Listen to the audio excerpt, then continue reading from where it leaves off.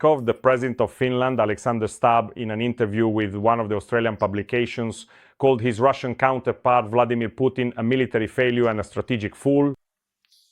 Stubb noted that the Russian Federation is trying to seize insignificant sections of Ukrainian territory at the cost of 167 soldiers per kilometer. That's a damnably high price, noted the Finnish president, who also calls the ongoing war with Ukraine the biggest tactical and strategic mistake in modern history. And of course, these thoughts from the Finnish president only underscore the depth of the problems that were created by Vladimir Putin's decision to attack our country in February 2022. It is worth recalling that Putin did not intend to get involved in a years-long war with Ukraine. He was counting on a special operation lasting just a few days, during which vast territories in the east and south of our country would be occupied and the government in Kyiv would be replaced. And the new leadership of Ukraine, effectively appointed by the Kremlin, would have fulfilled all the wishes of the Russian president regarding the de facto annexation of the eastern and southern territories of Ukraine to Russia and the creation of a pro-Russian state on the remaining puppet-controlled territory, which would soon join the so-called Union State of Russia and Belarus. And then the process of joining this Union State by the remaining former Soviet republics would have begun. Nothing of the sort happened. Putin got drawn into a prolonged war with Ukraine, with no end in sight. Yes, the Russian economy has been shifted onto a war footing, but this is by no means evidence of its healthy condition. Moreover, Russia's strategic reserves are dwindling, and the country itself has become the economic underbelly of the People's Republic of China. Today, it depends on the favor of China's President Xi Jinping far more than at any other time in Russian history. One could even say that Russia has made a decisive turn to the east, abandoning the idea of mutual understanding and coexistence with Europe, a cornerstone of Russian and Soviet foreign policy since the time of Emperor Peter the Great.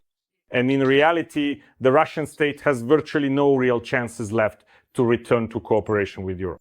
And thus, before our very eyes, the Russian people are leaving the continent as one of the European nations and are instead becoming more of a national minority within the Chinese world. Putin sought to weaken NATO and, in the worst traditions of Soviet propagandists, constantly called the North Atlantic Alliance the main problem for his state. He miscalculated here as well.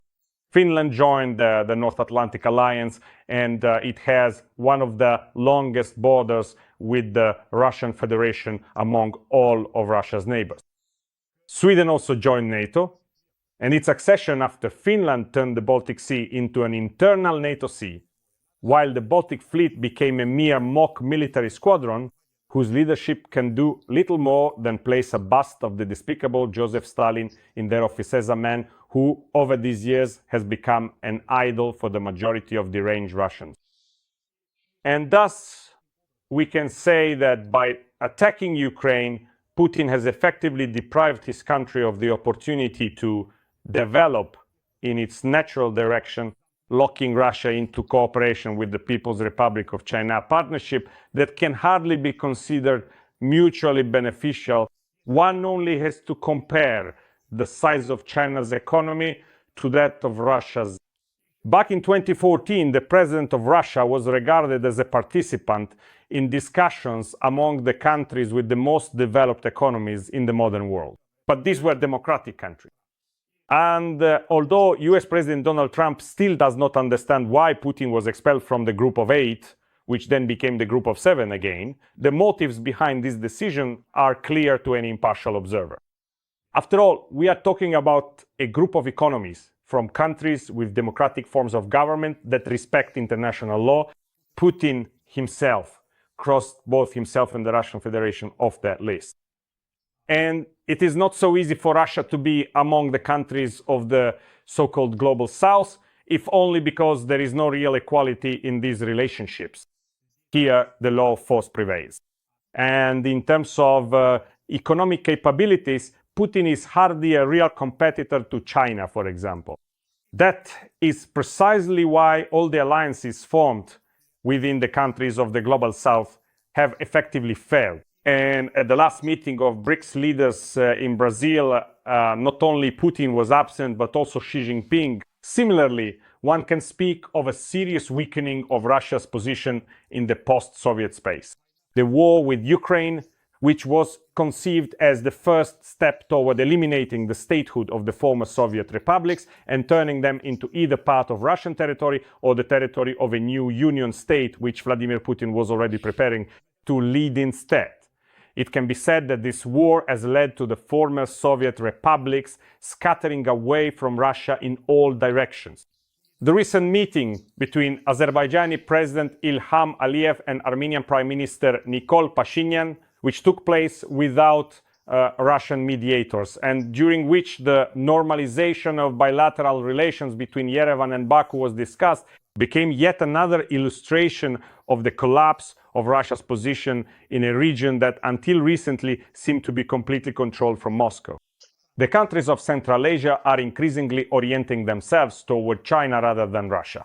And even Moscow's puppet Alexander Lukashenko is making visits to Beijing, counting on the support of Chinese President Xi Jinping in case Vladimir Putin decides to eliminate the Belarusian state. Thus, Putin has been left without serious allies, without significant influence, and without any real possibility of ending the Russian-Ukrainian war in his favor. That is, if we are talking about his actual goals, not about what he might realistically achieve.